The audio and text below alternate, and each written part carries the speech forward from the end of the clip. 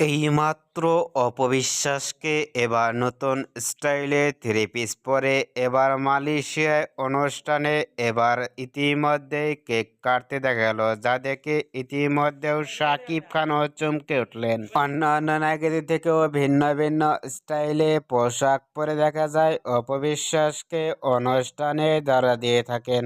অপবিশ্বাসকে এবার মালয়েশিয়ায় যে ইতিমধ্যেই অনুষ্ঠানে কেক কাটা দেখে ইতিমধ্যে সোশ্যাল মিডিয়ায় আলোচনায় ট্রেন্ডিং এ দেখা গেছে। অপবিশ্বাসকে অনেকটাই সুন্দর লাগছে এবার অনুষ্ঠানে মালয়েশিয়ায় গিয়ে কেক কাটতে, এরকম লুক গেটাপে যা দেখে ইতিমধ্যেও ভক্তরাও অবাক হয়ে পড়ছেন অপবিশ্বাসকে দেখে মালয়েশিয়ায়।